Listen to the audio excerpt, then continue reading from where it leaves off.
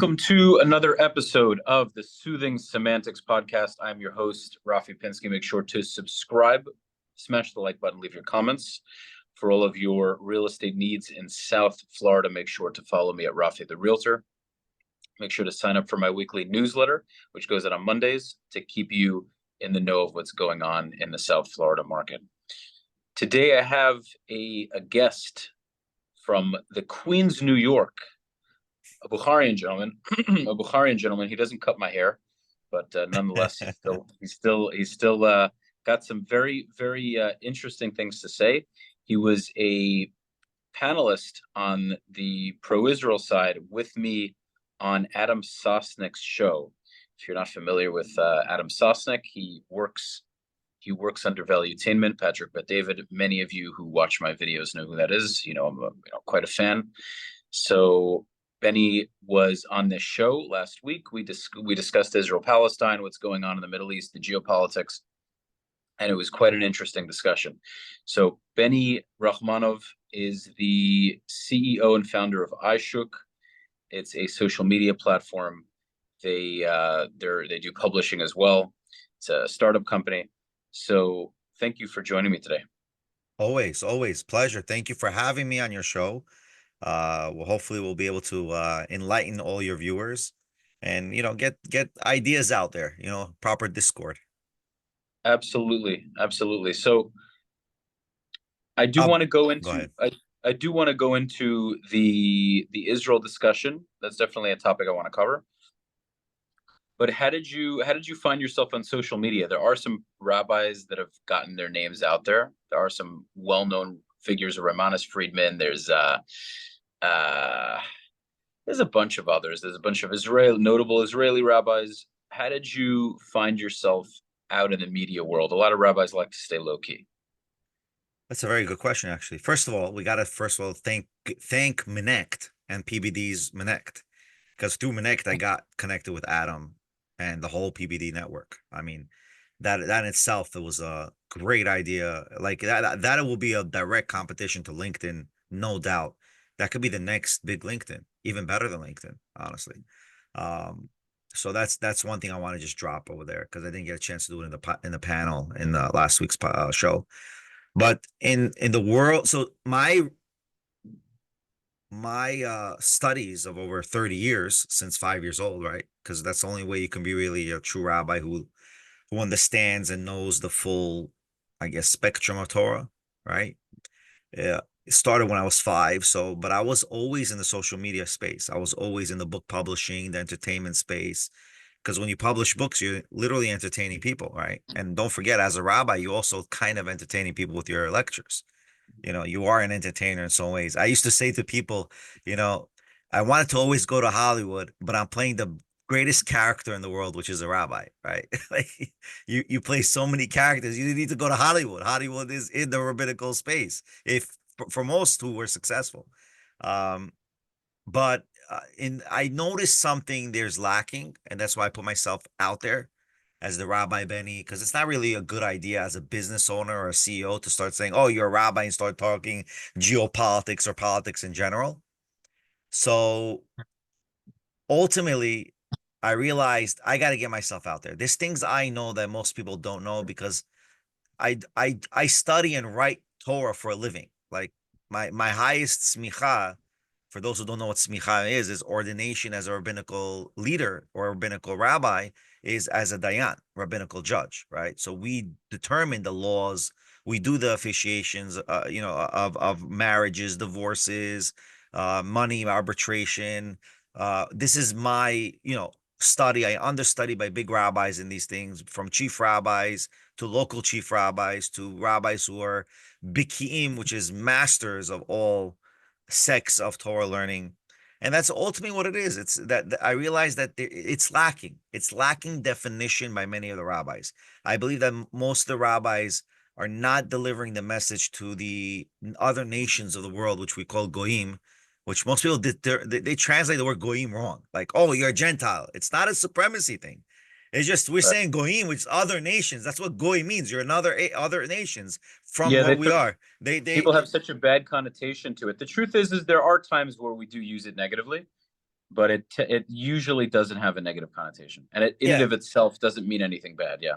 yeah, but even in learning Torah, it's not. It's by the way, in the Torah, they don't use the word goyim. Many times they use avodat kochavim, the idol, the star worshippers, which is another discussion itself. Why do we say it's star worshippers and not idol worshippers? Because idol worshiping started from star worshiping, right? Hmm. That's where what's his name mentioned it. Graham Hancock. He writes all these books about stars and I think it's astrophysics, right? So that was a huge thing that before there was even idol worship, it really came from, you know, star worshiping, basically worshiping the astrological signs and so on and so forth. Interesting, interesting. Well, I would say because at this point you couldn't really say that. Well, Catholics are a different story, but Christians and Muslims you wouldn't be idol worshippers. You know, they believe in God. No, well, that's already debate about Christianity. Right. Well, I mean, they Christianity, have their statues.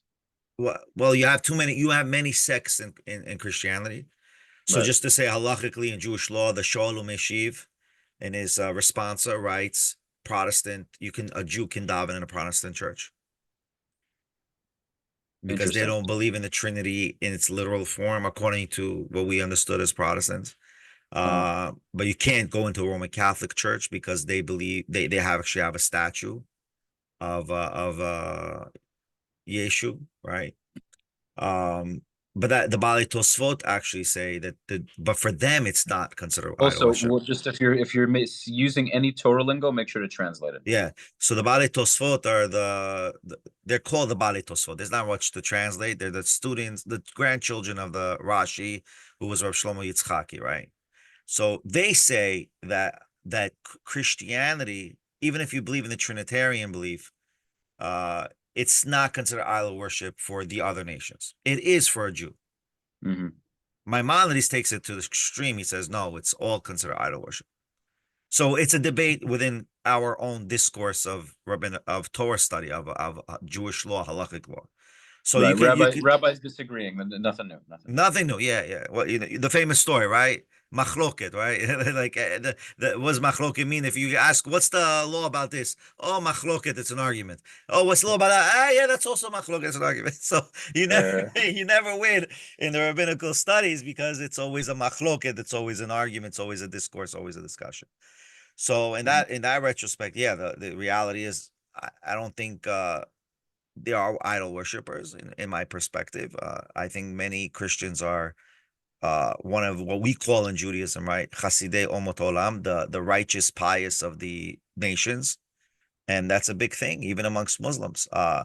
But the thing is, they're not going to have avodat kochavim, the term idol, stargazers or star worshippers, because we're the ones who broke monotheism into the realm of the world. They didn't do that. right. Right.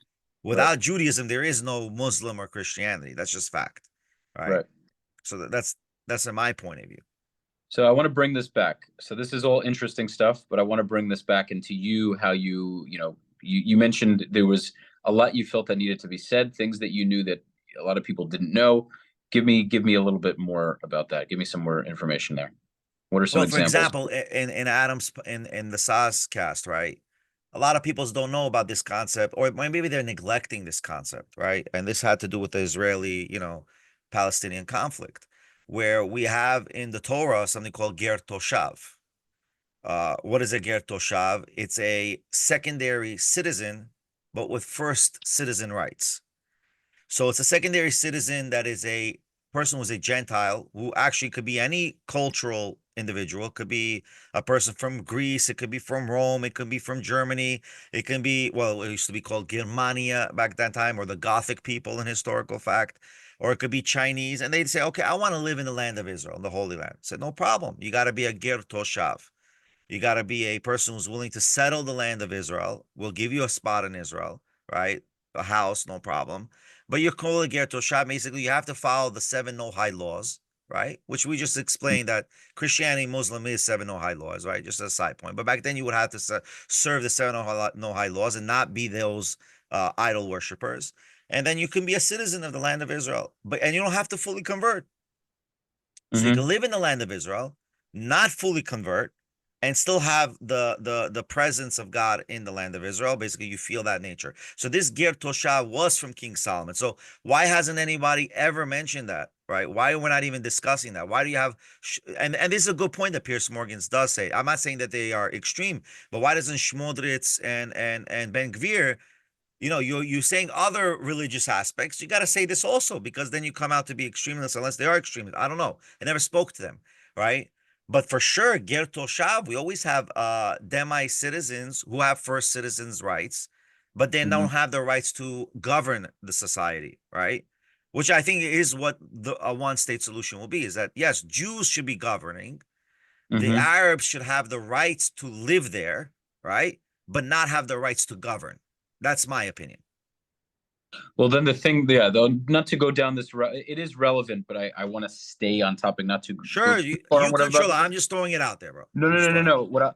no. I'm prefacing what I'm about to say. We're going to stay on this topic, but what I mentioned on the show when Adam said, "What do you think would be a solution, a viable solution?" I said, definitely not two states, and one state would work in theory. The problem is the majority. The problem is I don't believe in the Arabs necessarily moving into all of the cities and kind of bringing Gaza and West Bank Arabs all over Israel. I say that they have their cities as is, and that's how it should be. Maybe in certain areas, if they need more space, we can allocate space. The thing is even with what you were mentioning with the Ger Toshav situation, where they would have resident the same way the 20% that currently have citizenship manage just fine, they're only 20%. So that would be, I would agree with you in essence. The problem is how do we work out a minority ultimately having just as many of them as there are of us? They'd have an equal number, if not a higher number, at a very near time due to the Well, birth, etc. you first of all, of course, we're all saying this, right? After de-radicalization, right? That's for sure. Oh, without a doubt, Yeah, without so a so that's a given, because you can't, and that's what we said in the show, like you can't have suicide bombing education, which is ultimately what's going on here. People are willing to die for the cause, right? Mhm. Where you have many protests, Jews are not willing to die for the cause, but they're also not willing to die for genocide, right? So that's like a catch Well, I 22, wouldn't say they're not willing to die for the cause. They absolutely are. What do you but mean? not at a suicide level. Oh no, but they are willing to give their lives. I mean, they're going to the Yeah, military. that's something else. You're giving your Right. life for something that's a little bit different. There's there's no guarantee you're gonna die, right? You can survive a military Right, incursion. right, You right, should know, right. right? Yeah, the goal But is a not to suicide die. The bombing goal is is not to you're die. No. guaranteed you're dead. You're like going Yeah. to kill yourself. No, It's the two goal different is to things. die. Yes, it's a very different circumstance. Totally. Very Yes. different circumstance.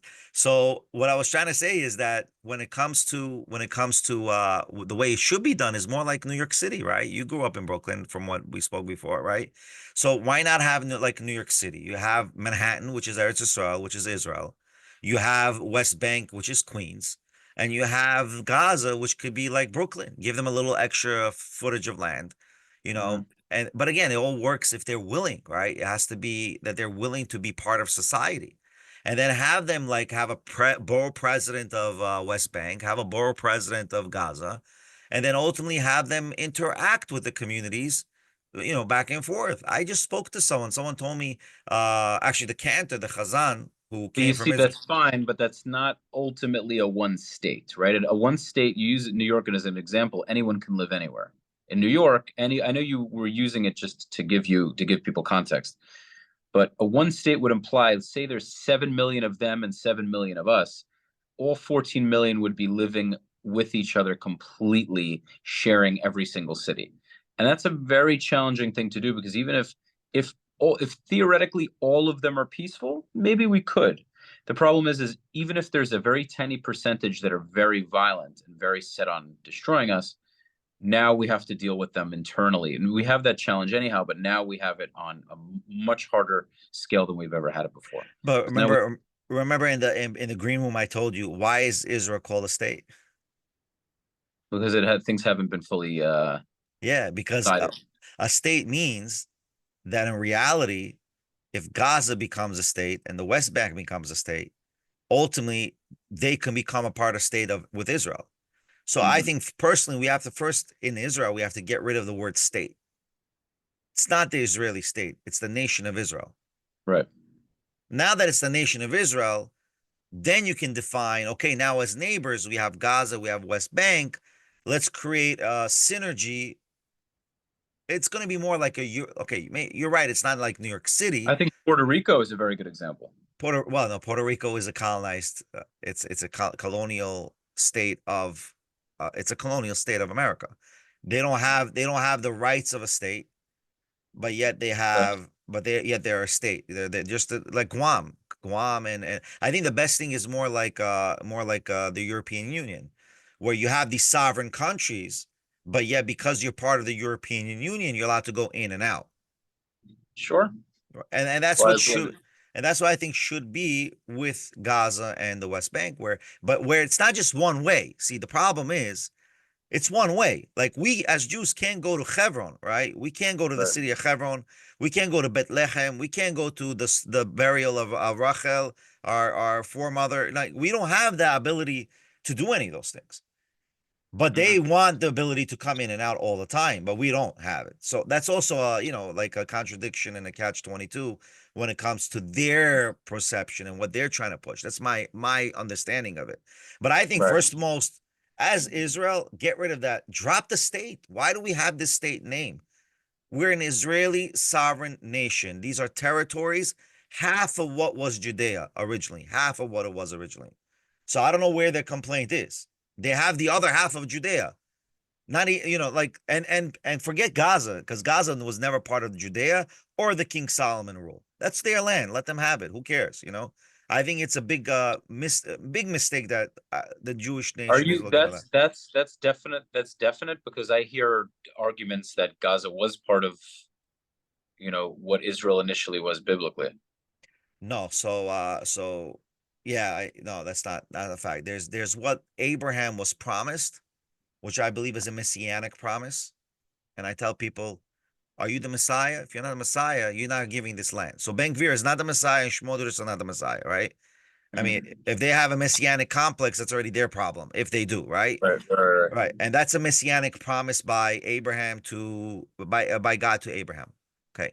But when it came down to the fact, when Moses came to Israel, the Torah in Book Bamidbar, I think towards the end, clearly defines the borders of Israel.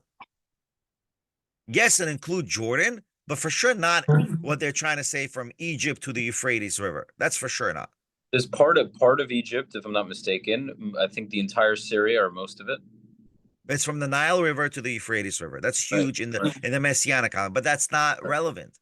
And no real rabbi, right? No great rabbi for the past 50 years who was in Israel ever mentioned this. This is low level, no offense, low level, how do you say the word? Demayon, delusional.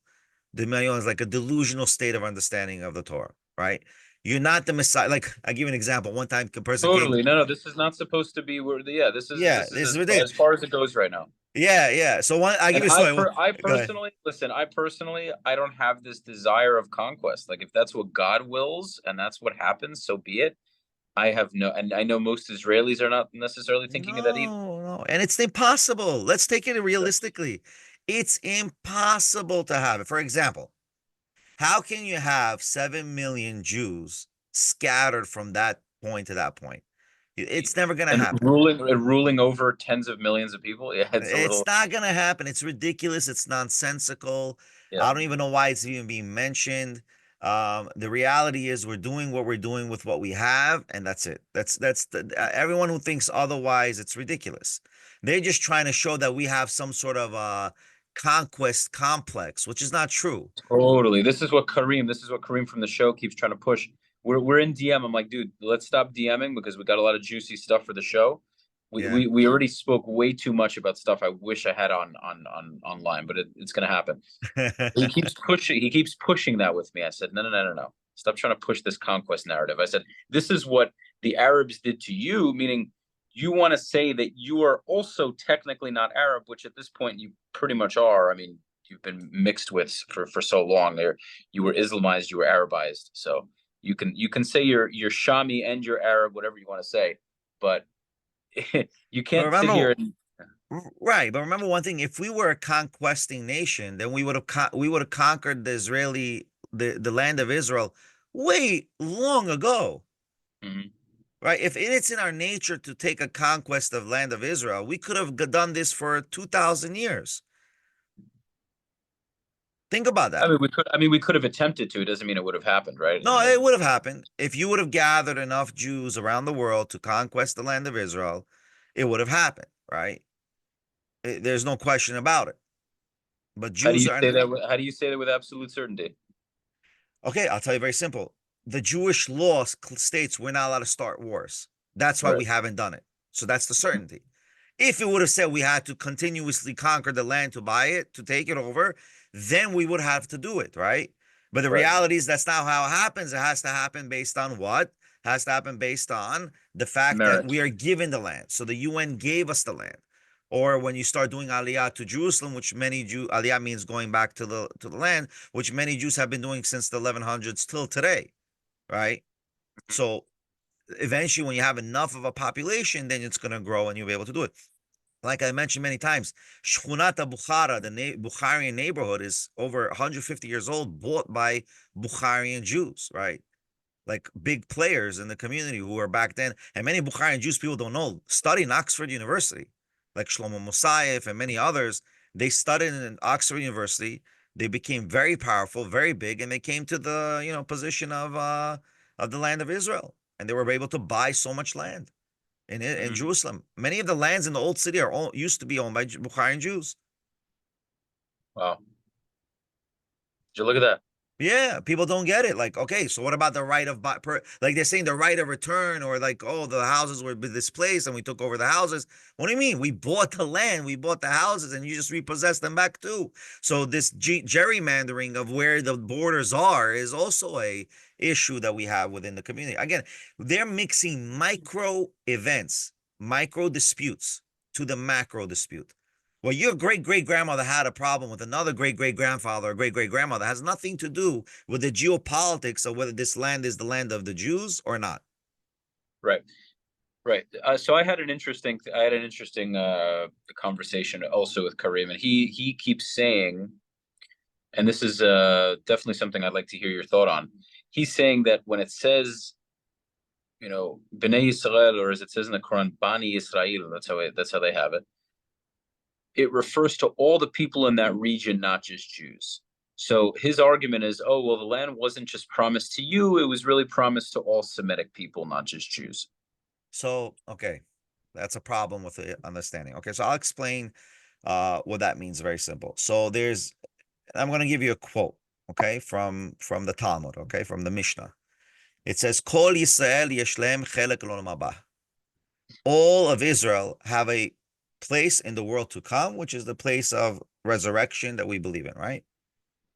So the Rambam Maimonides ask, why does it say Yisrael? It should say all the children of Israel, not just Israel. So he says the reason why it doesn't say children of Israel, because the definition of children of Israel is genetic children. You're genetically and halachically, Jewishly determined as a child of Israel, which is your mother's mother's mother, right? That's the genetic determination of you being part of Israel as the children of Israel. But Mhm. in the Mishnah, because it says only Israel, it's to teach you that every nation of the world who has the righteous people of their nations are part of the fabric of the spiritual Israel, where they get a world to come. They get a Garden of Eden, at the end of their life. So it's Mhm. just the opposite of what Karim is saying, because the definition of bnei, children, means genetically. The Mhm. definition of a child is genetic offspring. So it's the opposite of what he's saying. If it would have So just let me said let me play devil's Israel, advocate for a okay, second. go ahead. Let me his response to this probably would be, well, genetically, aren't we related to Abraham? Aren't we that would be his argument. I'm saying, aren't we also children of Abraham or whatnot? No, because it's children of Israel, which is the children of Jacob, not brother of Jacob, not grandfather of Jacob, the children of Jacob. So it's the children of the 12 tribes. Right. And we know that for a certainty to be only the Jewish people. No, Jewish people are the children of the Judaic tribe, the tribe of Judah. That's why we call Jews. Judah, I Yehuda. understand that, but he's talking about Jacob specifically. You No, understand what it I'm saying? can't be. It can't be because it's not the children. It's not Jacob. It's the children of Jacob. So it's his grandchildren. I hear you. I'm just trying to make sense of this because, All right. So you got to ask me a different way of the question so I can give you a better answer. I don't know well, how to say it because better than his that. because his right, the children, if the children of Jacob, if let's say one of those children are Jews, would any other children be attributed to his family? Meaning, technically, would Kanani, Syrian, before they were Muslim, before the Arabs came, No, they're not people children of Jacob. They're not children of Jacob. what would they be descendants of?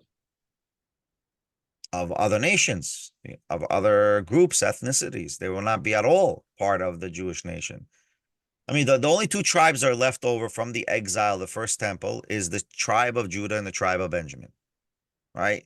So the Ari Kadosh, which was one of the biggest Kabbalistic figures in the 1500s, wrote a sefer, or a student wrote a sefer, Reb Chaim Vital, wrote a sefer called Adam Yashar, which is Limud Atzilut. Okay. In Mm-hmm. the section Limud Atzilut, which is the name of the book, Limud Atzilut, the learning of Atzilut, right? In that book, he says majority of Ashkenazic Jews are from the tribe of Benjamin, which automatically means the majority of the tribes of Judah are from the tribes of the Spanish Sephardic Edut Mizrach Middle Eastern Jews are from the tribe of Judah, which is actually in the prophet Ovadia. In the prophet Ovadia, he writes, and the children of Judah were exiled to Sfarad and Tzarfat, which is Spain and France. Friends. And Rashi writes Sfarad, which is España in translation, and Tzarfat is Francia in translation. So from there, it's clear that they were exiled to that area. So that's where we learn the connotation of how the tribes and how the cultures and and that's why genetically it's always and 23andMe, Ashkenazic Jews, Ashkenazic Jews, Ashkenazic Jews. What happened to the Sephardic Jews? No, genetically we're different than the Ashkenazic Jews, right? That's just a fact. There is differences in genetics. Now, if he wants to say that his great great great grandfather was Jewish, okay, then convert to Judaism. Start doing the actions of Jews, which is wear tefillin, tzitzit, so That's on what and I so always forth. say. That's what I always say. That's what I always say to him. But also, when it comes to Binyamin, let's say Ashkenaz and Mizrahi or Sephardic Jews, where did Binyamin come into play? Like, pardon me for missing my yeshiva classes, but I don't know if they teach this in yeshiva anyway. they really, and if they do, we're all sleeping through it, man. Yeah. By Okay, the way, this is exact one of the reasons why I say a lot of these things I know, most rabbis don't know and don't say. Like, how right. many people have said what I just said now publicly in the public forum? People talk about it, but honestly, when you're young, it goes in one ear and out the other. Kids don't want to hear half of these things. No, but even amongst the older people, I'm saying amongst the older rabbis, like they're not quoting these points, right? This is a huge point, an Well, I ethnic think point. also sometimes rabbis don't want to give too much info because people start questioning too much. I mean, Judaism's open for questioning, but sometimes if a rabbi doesn't have the answer, he's going to look pretty stupid. Okay, so then it's based on knowledge base, right? I think that has something to do with it. What is okay? So how do we? Because ultimately, my understanding always was we're all ultimately from the Middle East, and over the course of time, we spread out. We Ashkenazi Jews went to Europe, they mixed with the locals. Some of the locals converted, and this happened as well in with Middle Eastern Jews as well. There were some that probably went off the path, married non-Jews. Some Muslims converted. There was mixture. There's always a mixture. There's mixture with everybody's a mix at some point or another, to some level anyway. Some people are really purebred, but most people are not. So give me a little bit of an idea, right? Binyamin and Judah, how do we decipher that? Okay, so it's more like you want to know the historical how it became historically that separation, or Sure. Let's not go too far into it, but the quickest synopsis you can give me. okay, so the quickest synopsis is when the first temple, first destruction happened. Jews went to Babylon, and then from Babylon, from Babel, they end up going from there to Jerusalem, right? So most tribal Jews of Benjamin went to Jerusalem. And from Jerusalem, they went into the Second Temple. They went to Germany. Okay. So this is where they were. Okay. So that's what was happening. So it became from that location, they went from Ashkenaz, and that's where you have Bnei Ashkenaz, which have the Minhag of Yerushalmi, Talmud Yerushalmi. And then you have the same thing with the Sephardic Jews as well. So the Sephardic Jews were the same, doing the same thing, where they were from Bavel, and they were the ones who migrated in the 900s from the Babylonian expulsion to Spain. Okay, but ultimately we're all connected. Even We if are. we I mean, we are Listen, we are Jews, and we're still called the Judea and Jewish community, although we have people who are tribally from the tribe of Benjamin. Like, so Ashkenazic Jews are based on, again, this is all based on the Ari Kadosh, Rabbi Yitzchak Luria, where he defines it that way. And listen, if he says it, most of Kabbalah, Ari Kaplan says, was reinvented by by Rabbi Yitzchak Luria. So that's huge. That's not even a joke. That's like a big thing. Ari Kaplan says 80% of Judaism has been revolutionized just because of Kabbalah. Okay? I have an audio clip of him saying that. So what does that mean exactly? When you say revolutionized, how do we understand that? So the biggest influence of Torah from the Second Temple till the time of the 1400s was literally the simplistic way of performa of Torah, which is Talmudic performa, halachic performa. None of this mystical performa. The mystical performa that has been embedded within Jewish culture is from the Kabbalistic Renaissance that started from the 1300s in Spain and then traveled and seeped into the Arizal, Rabbi Yitzchak Luria, Rabbi Moses Cordovero, and all the Kabbalistic giants of Tzfat in Israel. And their Torah, their education, and their nuevo understanding of the Torah and the secrets of the Torah has literally changed our performa as Jews. It's a very big difference. Interesting. Yeah. So it's very hard to understand. The problem is we're using our current society of how to define nationality to what Torah defines nationality. So you can never say, oh, genetically I was. If you were forgotten for 3 generations of not being Jewish, you have lost your Jewishness. Like we have to, we in the rabbinical word say, listen, we don't know. We're going to convert you either way. The Ethiopian Jews some of them had to be converted because amongst the Ethiopian Jews, I think there's 2-3 sects within them. Then you have the Russian Jews who came from the Renaissance from Russia after communism. Many of them had to be converted. Many of them still go through conversion through the Rabbanut in Israel, which is the rabbinical arm in Israel, which is a government arm. People are going through that. You can't change those things. Like these are just facts. Like that's where Kareem and peoples like Kareem are missing out. They're not understanding. Like Judaism is not pro-conversion. We do not promote conversion. And we say, if you want to go away from the Jewish faith, we're not like the other cultures. Oh, you're consider, we chastise you, or we go against you, or you like, you have this honor killing, you haven't, like people are going to, we don't have any of that stuff in Judaism. It doesn't exist. And I always say to people, if we had conversion in Judaism, guess what? There will be no Muslim. There will be no Christianity. Every person in the world will be Jewish today. It's a wild thought, because don't you think just by our existence that would happen? Why should we have to sell it? No, you had to sell it. I mean, Christianity also sold it. Of course they sold it. They sold it by. Oh, okay, Benny, my argument is if it's true, it shouldn't need to be sold. Even no, I'm not doubting it. It has to be sold. It has to be sold because you're looking at a social. We're in a social media realm, right? Back then, there was no social media realm. People didn't even know Jews existed. They were like in other nations, other places.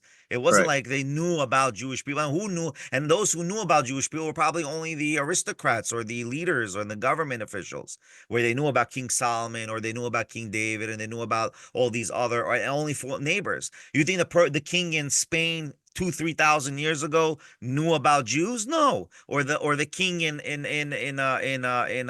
China or Japan knew about the Western culture? Of course not. Travel was not even available at that time. Right. I just thought because of Christianity and Islam, by default, it mentioned the children of Israel, mentioned Jews. I figured Jews were we were always the small people that everybody kind of knew existed.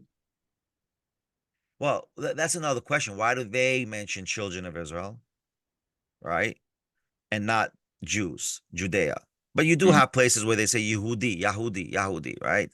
And you Right. do have in the Christian Bible the same time things being mentioned. The reason why they're saying Israel is because ultimately there are still 12 tribes that are lost. And there was always hope of those 12 tribes to be brought back. I think Rudy Rockman is doing a whole thing about the 12 tribes now, or the 10 lost Yeah, tribes. I think that's his mission. Yeah, which is a Yeah, very. What do you I think think about?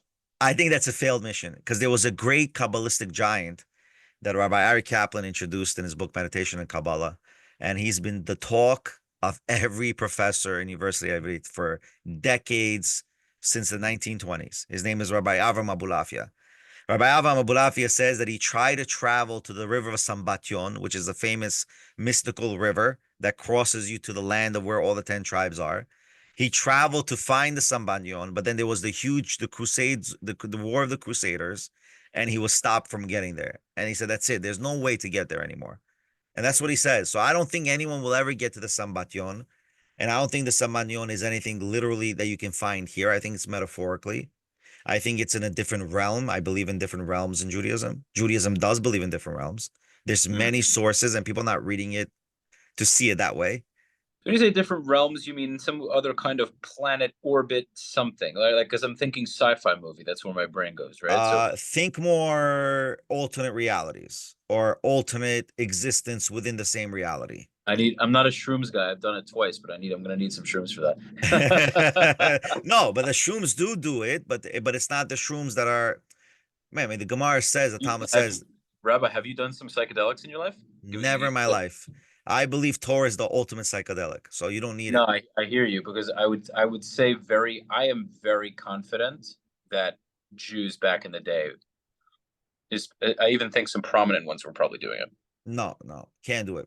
You don't think so? Psychedelics don't get you to true enlightenment. Psychedelics will get you to places that you will not understand. So, okay, let me give you a great example. And this is Well, gonna go ahead. Go ahead. how do you know that? So how could you say that so confidently if you haven't done it? Because our first of all, Ari Kaplan explains in a meditation in the Bible. He says many theorists of he introduced it in the 1970s. He said many people thought prophecy that was done by the prophets were done through psychedelics. He says that's not possible because the definition of prophecy, and this is the Rambam Maimonides writes this, and many other writes it, is the definition of pure prophecy is the absence of all thought. Hmm. That is the ultimate psychedelic. That's prophecy, where you remove all thought from your brain in order to let in order to have that bodily experience. Now, the other thing is called Ruach HaKodesh, which is not prophecy, which is the Holy Spirit, right? Now you know where the Christians got the Holy Spirit, right? So Right, Ruach right. HaKodesh means what? Ruach HaKodesh means that we are able to take in the Holy Spirit, which means I'm getting able to get some sort of influence from spirituality to see things that I will never have seen. So how do we say that, right? Because a lot of this is a It's really hard good to discussion. say. I like That's this a lot. How do we determine? Because people like to give very prominent rabbis, they automatically slap that label on. Oh, he has Ruach Hakodesh. He has Ruach Hakodesh, right? He has this divine wisdom, this divine, right? God is instilling this wisdom within him and passing it through him, so to speak. How do we know if that's true, especially in this day and age, right? Because we go way back and we look at the prophets and but even someone maybe like the Rambam, and we say, okay, he had that divine knowledge. How could we know that a rabbi nowadays, let's say the Rabbi Schneerson, the Chabad rabbi, he what? had it for sure. Okay, He so had it for sure. Rabbi how the do we? Lubavitcher Rebbe had it for sure because there's countless of stories. It's not just one. It's not like, oh, he has it. No, there's stories. And like it's like even today, the rabbi, the Yanuka rabbi, right? Rabbi Yanuka, Rabbi Yehuda Leib, right? The Yanuka Uh, rabbi. You never heard of Yanuka? Oh wow, he's huge right now. He's huge. He's a person doesn't talk politics. Anyone could come to him, talk to him. I think even Netanyahu went to see him. Like this Where Yanuka, is he? Where is he based? Where is he based? Where in I think Israel? in Yerushalayim or Oh, somewhere in Israel. I'm not sure exactly, but he's big. Just Google Yanuka, you'll see him. yeah, Nuka. That's his what's his thing. That's his lineage? handle, Yanuka.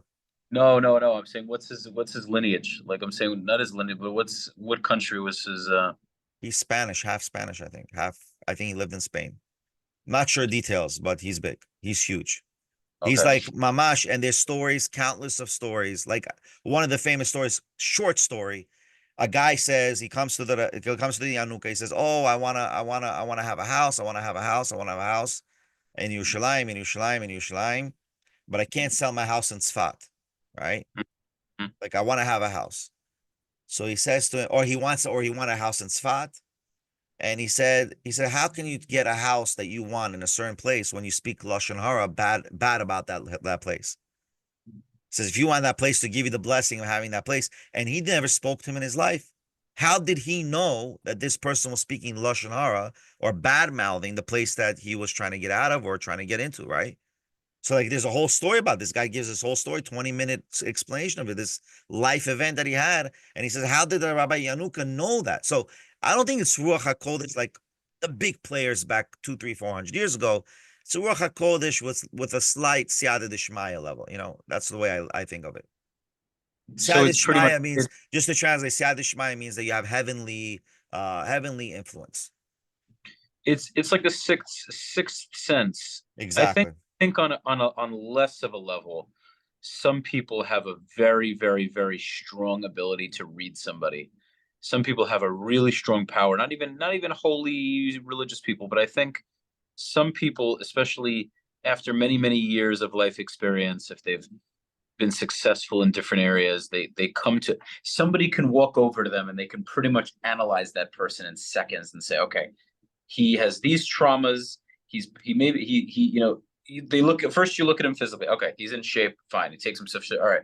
Then you hear him talking, confident, uh, sounds happy, whatever it is. And I feel like some people have a very powerful ability to do that, while other people are either somewhere in the middle of the road where they're somewhat on the average.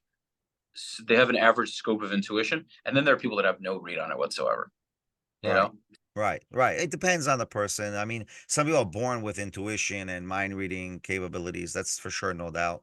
I mean, but Mm. again, getting back to the psychedelics and all that, I don't think any of the prophets did it.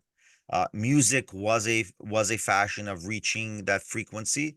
Remember, sound has more power than the psychedelics to get you to the frequencies you need to see things or visualize things, right? And the biggest point to tell you two sources of where we know there's alternate realities is source number one is the first one is the Gemara, the Talmud in Talmud Brachot. Trake Brachot says if you want to see the demon realm, you put some powder of a black cat, of the placenta of the black cat, which is a firstborn of a firstborn of a firstborn, into your eyes, and you'll open and see all of them. You'll see like 1,000 and 10,000 to your left, 10,000 to your right. And then you'll be able to see it. And then it says, not every eye was given the ability to see. That's what King Solomon says. So we know that in our realm, there's other realms. There's no doubt about it. It's just we're not able to see it. That's why also cohabitation cannot be done in public, right? Right, when a person cohabitates with his wife or vice versa, it should not be done in public, because then they see it. Like, why are you going to do it in a way? That's why we have this sanctimonious in the bedroom, in closed doors. You have to do it in that way because that's your domain, and they're not allowed to literally be in your domain, so to speak, right? So there's many of these aspects, and that's where, by the way, Kabbalah has changed our society in Judaism. In the Talmud, nowhere does it say that. Room is fine. Like it's a little bit mentioning of modesty, but nowhere does it say the extremes of the Kabbalistic way of having relationship. And again, not everybody's obligated to do the Kabbalistic performer, right? We're just saying in general the spectrum of how change has occurred. And then you have also another midrashic tale, that a midrashic concept, where a person passes away, and God says to him, He says, "Listen, did you become the Rafi that knows Shas, that knows Talmud Bavli, that knows the Torah and such expertise? How can God even say that to you? If He put you in where position you are, you're living the life you're living, unless God says, no, I have alternate realities of you, Rafi, alternate realities of you, Benny." And the reality is, I'm asking you, why couldn't you be this alternate reality? And we will be judged based on the alternate realities, for good and for bad. So those alternate realities to be judged on have to exist. How else would God ask us that question? So these are two sources of alternate realities and alternate dimensions within our planet, within our world, in Talmudic verses. People just not reading it that way, but it's there. It's actually saying it. Interesting. That's why you don't need psychedelics. Torah is the psychedelic. Right. You might want to tell that to everybody in Sfat, though. I would hear what I would honestly love it if I met, because I've been to Tzfat. I mean, I've been all over Israel, but if I right now had 5 hardcore Tzfatniks that do hardcore psychedelics, but they really learn, on a daily basis, I would love to hear what they would say to you. What your back and forth would be very I don't interesting. think that exists, by the way. I mean, I know you're saying that. I don't think that exists. You're saying people who do psychedelics often that learn every day? No, there's no such thing as people who are learning. Real learners are not doing psychedelics. I'm telling you right now. If they're doing psychedelics, they have a lack of real Kabbalistic or Torah knowledge. I'm telling you right now. Because real rabbis, like rabbis that I published, Rabbi Avram Sutton, and all the rabbis who learned by real Mukubalim, or Shmuel Darzi, Rabbi Schatz, Moshe Schatz, and other rabbis in the Kabbalistic world, Rabbi Beni E, Shmueli. These rabbis are not doing psychedelics, and they have a lot of success stories. Yeah, like they know Kabbalah very well. Right. Because I've thought about it. I've never been, other than some Mary J. I've never been myself a substance person at all. I've done shrooms twice. I did ayahuasca fascinates me, but I would say ayahuasca is very dangerous, because ayahuasca was used. Well, there's proof. Well, you should read the book. Forgot the book, what it was called. Wow, it's about a person who did a whole research about psychedelics. I have the book. I forgot his name. Whatever. It was about the religion that was lost. He wrote. Whatever. I can't remember. But either way, psychedelics such as ayahuasca should be very careful. You should be very careful with it, because it's like, the famous story of the 4 who went to the Pardes and came back, right? The 4 who went to the Pardes. What does Pardes mean? They went to they were able to remove their soul from their spiritual body without psychedelics. Mm-hmm. So Rabbi Akiva went up, came back, pure and righteous. He was able to remove his soul, go surf spirituality, come back, and still be good, still be who he is. Elisha went up there, saw a different being, one of the great angels, lost, came back as a kofir, like a person who did not believe in God anymore. He said there's many gods. Ben Azai and Ben Zoma, I forgot which one was which, but Ben Azai and Ben Zoma were never married. One went up and died, never came back. The other one came back, became a loony. Mm-hmm. So if that's happening without psychedelics, that's happening in the natural meditative state that we had lost, by the way. We lost this ability to meditate this way, right? If that would have had happened and that would have had existed, right? And people had, they were sacrificed, they lost themselves, or they died, or they became someone else. Can you imagine what a psychedelic could do? It can obviously also make a person come back and understand better. But then we have stories, and I know people who gave me stories that people are taking psychedelics, ayahuasca specifically, every single day, and they divorced they divorced their wives. They're going crazy. They're losing their mind. That's what I was told with a few cases. Like they're losing themselves. Yeah, like, I think the problem is these people have a good experience and they do it too much. They keep thinking every time they do it, they're going to become better and better and better. They become they become addicted essentially. Yeah. Yeah, So is that a real meditation? Is that a real spiritual experience? I don't think so. it's interesting. I think it's a cheat code in the world. It's not a reality in the world.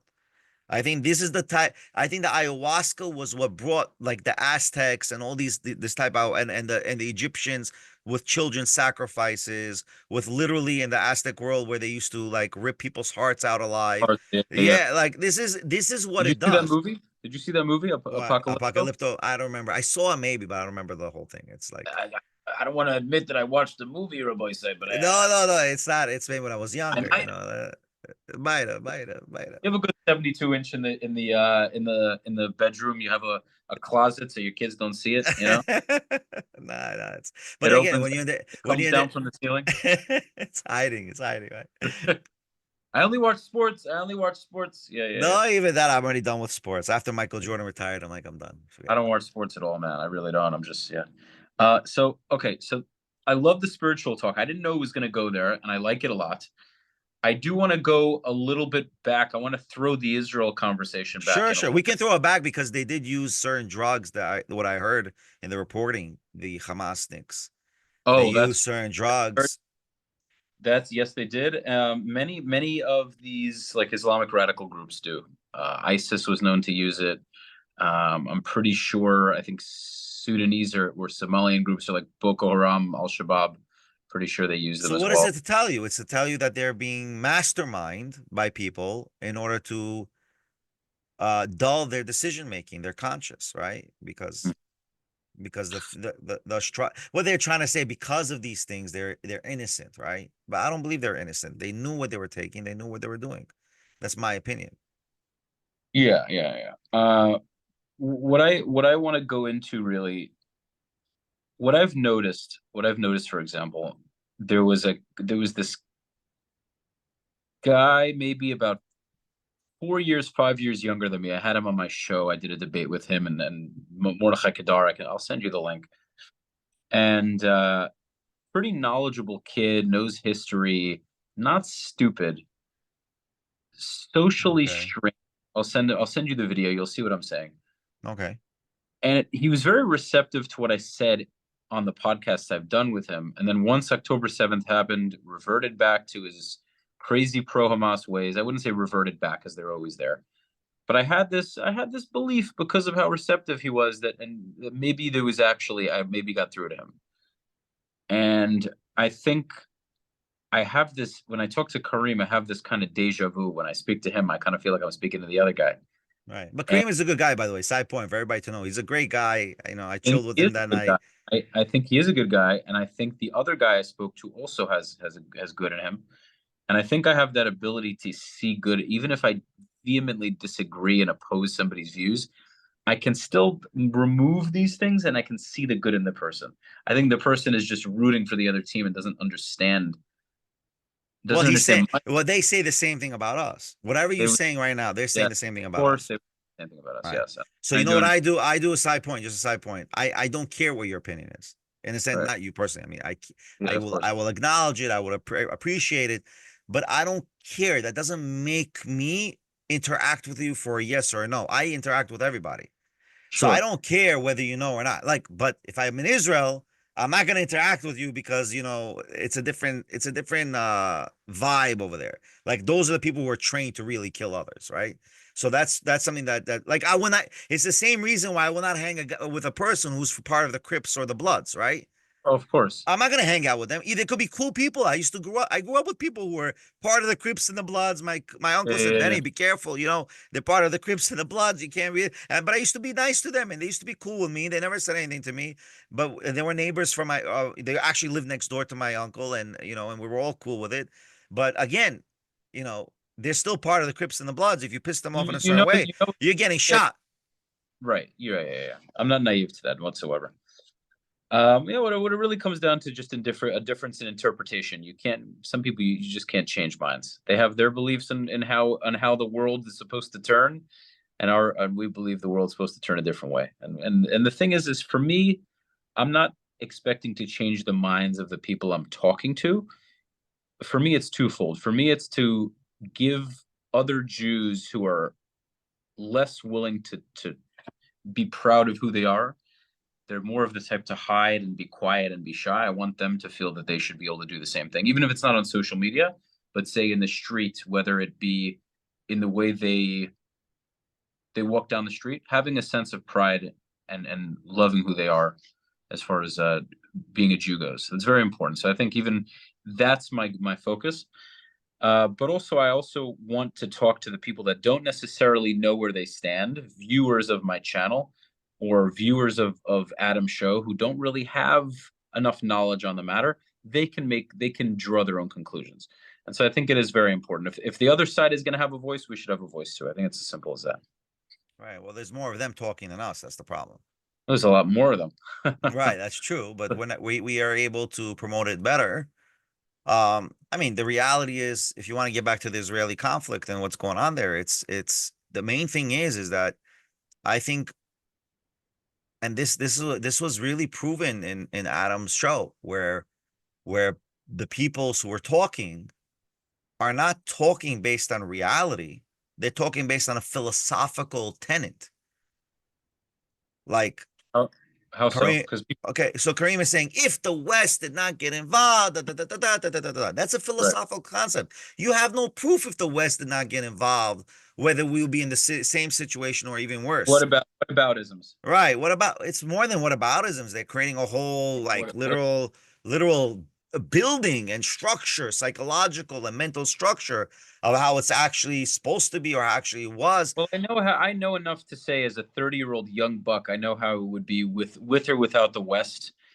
Arabs are tribal. Humans are always seeking power and validation. If the entire world was atheist, they'd still be fighting. So to assert the idea that we would somehow all have peace from Kareem's perspective, if the evil West didn't meddle in everyone's affairs, is a ridiculous. By the way, I saw a podcast with Destiny and Chank, like a Yeah. short. Destiny said something very smart, and I agree with him 100%. Who is it to say that the West did not stop Israel from doing mass incursions and taking over? So if there was the Yom Kippur War and the Six-Day War, if the West was not interfering or existing, we would have conquered all of Israel back. For sure. So we could have taken everything, and we would not have any mindset to stop. The only reason why we did stop was because of the United States. And the only reason why we gave back most of the West Bank was because of the United States. Here's another interesting thing. I do think America probably does less harm than good for us. We probably don't realize it. Another thing that's hilarious, and I said this to the other Arab guy, is they always love to. They don't like to give us credit for well, really it's God, but they don't like to give us credit for our wisdom and military capability. So they always go, without America, you wouldn't be anything. Ignoring the fact that they have all this aid from Iran and they're all banding together. They have plenty of money that they're given, still can't defeat us. And they call us the diaper army, which I always respond to. You're getting your asses kicked by a bunch of soldiers wearing diapers then. I mean, that says, that doesn't sound very good. It doesn't make you look very good either. Right. Ultimately, I told this guy, when I spoke to him a while ago, I said, if we didn't have the Iron Dome, for example, and we didn't have America meddling in our affairs, our backs would be against the wall completely. They already are, but much more so. We wouldn't have any choice but to be a lot more brutal than we are. We wouldn't have any choice. We'd have to go. Well, that's the complaint that's the complaint that they have, that we were brutal when we didn't have it. That's the point. We wouldn't have a choice. Well, there are documentaries of old soldiers, that they do profess to their crimes that they did in the early 60s and 70s. I know exactly what you're talking about. Yeah, so there obviously was listen, I try to tell everybody, war is never good. Mm-hmm. War is never good. And this is the biggest joke in the world. This is the only war that has the most scrutiny, the most critique, the most like play-to-play definition. Like the whole Iraq war, I didn't remember every play-to-play that was happening. They have us under a magnifying glass. The Israeli soldier took 4 steps to the left, but according to international law, he was only allowed to take 3 steps. And he's but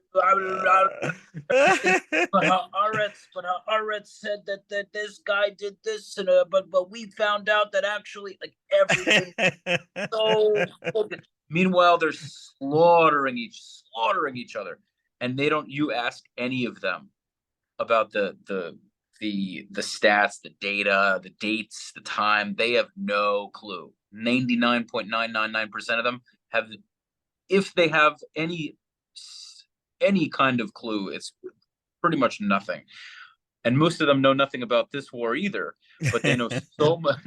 But they know so much more about it than the civil war is going on. It really comes down to the fact that the Jews are involved in it, and it's just, it fascinates So the world. why do you think that is? Why do you think that is? That where Adam says no Jews, no news. Why is it that way? I have an answer to that. Actually, and my answer comes from Jordan Peterson. He did a video. I'm going to send it to you if you didn't see it. Did you see a short clip of Jordan Peterson talking about Jerusalem? Oh my God, he has so many already. I can't keep up. Okay, but that guy's got like 10 billion views already, no? It was one real, okay, but do you know which, I'm talking about I have no idea. I have no idea. A 10-15 minute video. I'll send it to you. Okay. I'll try to shorten it as best I can. Jordan was giving a speech to Jews. I'm pretty sure it was in the States. It might have been in Canada. I think it was in the States. And he is definitely pro-Israel, and he was talking about the fact that Jews are waging this war, and the world wants to see how we're going to handle it, because the world isn't used to Jews waging war. Yes, sure, since 1948, we've been waging war after war. This is another major one. We've been fighting a lot of little ones for the past while. And Jordan is saying that the world wants to see how Jerusalem, he called it Jerusalem, and the people of Jerusalem are going to handle themselves in a time of crisis. And he said that's the way, that's what's going to shape the reality of the world going forward. And I think that whether people realize it or not, as much as they like to throw shade at us for us claiming we're the chosen people, which was never our claim to begin with, but people like to make it seem as if it's our claim. You get what I'm saying? They hold us to a standard, and by holding us to a standard, they're going to put us under a microscope. Right. By the way, I want to critique what you just said about the chosen people. Yeah. And this is for all the viewers, and hopefully we get this viral. Nowhere in the Torah does it say we are the chosen people. What it does say, Bechori Yisrael Ata, you are my firstborn, the nation of Israel. Which means what? As a firstborn brother or a sister, you have the obligation to protect your siblings. What does firstborn mean? Firstborn in what context? Amongst the nations. So if you're amongst the nations, 71 nations, basically there's 70 nations from Noah. Noah established 70 nations. God says to Abraham, you are from the children of Shem, from the children of another nation, but from your family, meaning from your micro family, I will make a macro nation, which will be the nation of the Israelites eventually, right? And the reality is now God says you are now from the micro cosmic level of a family. I'm making you now this macro nation that's going to be the chosen nation amongst others to be the firstborn of all nations. So I elevate you to be like a firstborn son amongst all brothers. But wouldn't the fact that he chose us to receive the Torah make us? Isn't that the whole premise? Like, isn't that the whole? But for what? But for what? You accept the Torah for what? So they think it's like supremacy. It's not supremacy. But what they call supremacy, we call preservation. You get it? That's right. The difference. We're not here saying that we're supreme and you're zero. No, like we said in the beginning of the podcast, Ger Toshav, you had residents of the nation of Israel who were not part of the nation of Israel, but were allowed to live in Israel, and they were first-class citizens. They were residents they weren't per se, let's say citizens, but they were residents of the country, right? Citizens of the country, a second-tier citizen. Right, but to play devil's advocate, wouldn't that make them feel, in a sense, second class, right? If we're the rulers and I don't think there's anything wrong with that. I'm playing devil's advocate. No, they never felt second class because people don't know in the second temple, peoples around the world in the first and second temple came to the land of Israel to bring sacrifices in the temple for God. Like right now, the holiday of Sukkot is coming, right? This holiday of Sukkot is literally the holiday where all peoples come. For All right. example, meaning all peoples of all nations of the world, they come. Where do they come? They come to the temple and they bring sacrifices. This is the holiday of nations to bring sacrifices. And the Jewish nation brings every year at this time 70 sacrifices on behalf of the nations. So we're like the firstborn chosen to protect the spirituality of this world. People don't understand this realm is both on physical levels and spiritual levels. And Tucker Carlson said this, and I believe this 100%. These UFOs are supernatural to the core. And the fact that you think they don't, and people who don't think that they exist, they're way off because they do exist. Is just like we said in the beginning. They're realms that our eyes physically are not built to see. They're things that we cannot see, but the machinery we have today is able to see it and are able to see it. You know, I'll tell you, Benny, I think seeing that this galaxy is an infinite galaxy, and we're not even a speck of dust on it in it, there has to be other life forms. I can't, and I'm not this crazy conspiracy theorist, but I have a hard time believing that we're the only living creatures. Oh, we're not only, and this is going to give you a huge blow up right now Yeah, for go your ahead. podcast. So Rabbi Kaplan had a story that one time his daughter came from school. And as she came from school, she said, Abba, there's no aliens. My teacher says there's no aliens. And he got upset, Rabbi Kaplan. He says, what do you mean there's no aliens? He wrote a whole piece, a whole mimer, whole like piece essay. And he shows that there is aliens in the book of Kings, Malachim. In book of Malachim, Hashem says there was a person called Meroz. And Meroz was supposed to come to help the nation of Israel with the war with Gideon, right? And he failed to come, and God was upset that he failed to come. So in the Gemara, in Mesechet, I believe Chagiga, Trake Chagiga, they say, who's this Meroz? The Gemara says Meroz is from a different star.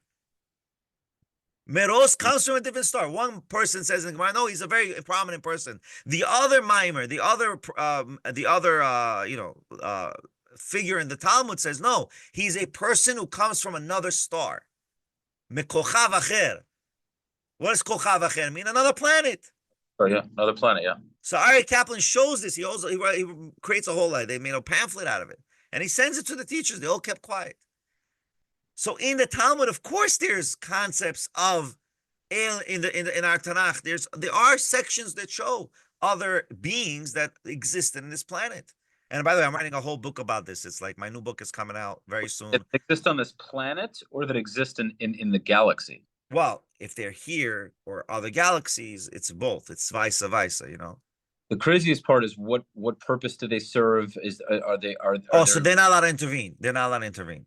We know they're not allowed to intervene anymore. Like, what purpose do they serve? Are they religious? Do they believe in one God, or they're Jews somewhere else? Like, not Jews, but like. Well, listen, I'm writing my book. I'm collecting a lot more than what Rafi Kaplan wrote. The book is called, God's Reset, The Making of Genesis. And volume 2 is God's Reset, The Real Adam and Eve. This is the book that's coming out hopefully in the winter, and another one in the spring. So we're really working on this. I did 2-3 years lectures on this in Sudash Lishi, the third meal on Sabbath in my shul. Like I've been working on this for several years on this concept. And yeah, listen, I believe there's other planetary existing beings. There's many sources in our Talmud about it. There's ideas that I'm going to present that no one has ever mentioned or provided.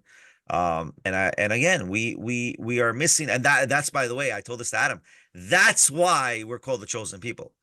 We are the deterrent for other planetary beings to intervene and take over this planet, because they're not going to cross the chosen nation of God, because we are here.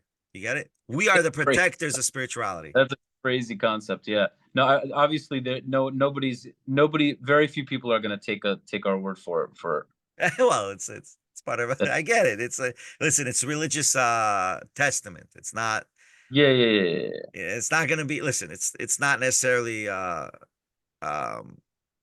Yeah, but the funny thing is, in Islam, there is no book of creation. In Christianity, they rely on the book of creation from the Torah. And in the Torah, we know that the secrets of creation have been passed down for generations from Moses, right? Hmm. It's called Maaseh Bereshit, Maaseh Merkava, which is the making of Genesis and the making of the Merkava. Like these are things that have been taught literally for thousands of years because we have an oral, teaching, and people not understand that we have an oral teaching where people know things literally by heart, and it's been given out for generations and centuries and millennia. And we're literally the oldest nation and the oldest knowledge nation retaining knowledge in history. We're over 3 millennia. Hmm. Even the Chinese don't have their information for 3 millennia. Many of them have been lost in this millennia. So think Right. about it. I mean, people are not getting that. Muslims like to say that. Muslims like to say though that we lost a lot of our teachings, and we don't have the original Torah anymore. Well, I how can guess you say that? I mean, where do they get that from? So I think someone did mention that to me. I forgot who mentioned that. I'm like, but how's that possible? that's what they always say By by by the Jewish biggest law, Islamic. yeah, but it doesn't make sense because by You know Jewish why? law, we always have. Go ahead. Because Sorry. because it's the oral Torah versus the written Torah. That's where they get it from. Because Muslims think that we should be completely um, that we shouldn't have any rabbinical sources, rabbinical texts that should only be straight from. That's ridiculous because in the Torah it clearly says itself you must follow the rabbinical laws, right? It says do not stray from them left or right. That's number one. Mhm. Number two, who's going to give you a most like there is no okay, let's take reality. Okay, in the business world, you have technology, you have coding, right? Coding without you have lectures how to code, right? There's a system how to code. You're not going to say, "Oh, here's the code and that's it," right? No, there's going to be a structure how to code, correct? People are telling me, and this is because they lack of knowledge. They don't learn Torah, right? Torah came down from Moshe Rabbeinu, right? He writes it down from Moses. You tell me he's not going to give us a key how to decipher it, how to learn it? Right, Of course there is. It's the right. 13 Well, principles of Rabbi Muslims have it Shmuel. also. Huh? Well, Muslims also have their own version called Hadith, which you have definitely heard of. Yeah, but No, that's not laws of principle. but yeah. No, that's not laws of principle. Do you get the difference or no? But what is it then? Okay, so let me give you an example of a Jewish law of principle. Let's take the No, no. But most. I was asking to you Oh, if you. I think it's more like their books of what they write about, like a Talmud of theirs. That's what it is. Also is they understand that a lot of them aren't even like there's a large doubt as to how much of it is actually accurate. That's the funniest thing. Right, they And I doubting it, right? Okay. But we don't and I doubt read it. We don't yeah, doubt. We know there's yeah. 13 principles how to decipher the Torah. Like to Mhm. give the people who are learning, who are in the podcast watching, right? There's something called Gezerah Shava. What is Gezerah Shava? That I know in one verse it says A, and another verse says the same A, same verbiage. So now I'm allowed to combine both sentences together to combine a new law. Mhm. And that is given till the Talmud has written down. After the Talmud has written down, we cannot make it up ourselves anymore, right? Because we don't have the sequence or the ethics to do it properly. So the Talmud literally wrote all those down, all those types of decipherings of law. It's called Gzerah Shava, right? Where you have Mhm. a very equal verbiage used in Hebrew that's meant to connect two verses together. And Right. now you can combine, and that's where we get the obligation of minyan, why we have 10 people.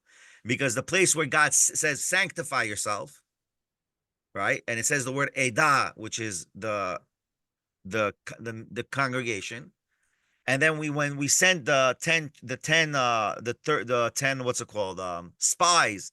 When Moses sent the 10 spies to Israel, there were 10, and they used the same word as Edah, which is congregant in translation. So therefore, you have the Gzera Shavah that all congregations, every time you sanctify yourself, you must have 10. That's called Mhm. Gzera Shavah. That's the most famous Gzera Shavah, right? And there's 13 principles like this. Like, that's the biggest joke. People don't know the Torah, and they have the biggest thing that bothers me the most. I love all the Islamic friends of ours, the Muslims who teach Islam and all that. But I'm not going to go and start teaching Islam. I'm going to go to a cleric who I believe in, who I trust, and say, listen, what does it mean? Tell me. Right. Right. Right. But all of a sudden, they're all masters of the Talmud. they're all master. They themselves are masters of the Talmud, masters of Judea. That all of a Right. sudden they know, like Karim says, oh, the chief rabbi said it was not allowed. So I said, no, yeah, majority say not allowed, but there's some who say about going up the Temple Mount, right? So like, don't say it's not allowed, and don't say it is allowed. It's not Right. clear. It's most say no, some say yes. So again, why are you teaching Torah? Like, no offense Totally. to the lawyer and to the what? You have the rabbi sitting here. Why are you guys spewing like go to the expert? I'm not gonna tell the attorney how to practice law, right? Well, I'll give him credit though. At least he was open to hearing you out. So that was that No, episode. Kareem is awesome. And I think everybody in the panel was awesome. I mean, even Manal, I like Manal too. It's all good. Yeah. Yeah. I think Manal was good. Okay, well, Rabbi, I think this was good. We'll definitely hop on for another schmooze at some point. Sure, whenever you want. I got no problem. I'm Okay. always open for you. Rafi, my door is always open for you. Appreciate you. You're awesome, man. Mr. Beni Rachmanov, thank you for joining me. You have a beautiful living room. I know it's real. It's obviously not. I like it. Yeah, I've seen these before, but I like it. It even has the sunlight near the chairs. We're trying. Yeah. The fireplace is burning me up already. I gotta turn it off. Nice vaulted ceiling. You got some skylights. It's good. It's like a nice Long Island house, a Staten Island house. Yeah, I'm in the Hamptons. What can I tell you?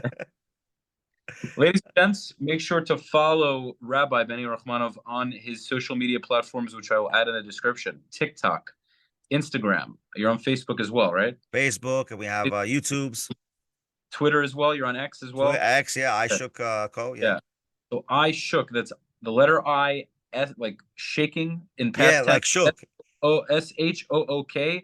Look that up. It's one word. iShook. Put it together. That is his brand, his company. Right. So make sure to give him a check.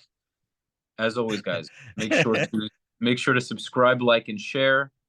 This has been another episode of the Soothing Semantics podcast, episode 190. Beautiful. Love it. Thank you. So we're for the show. 200. Absolutely. All right. And that is a wrap until the next time.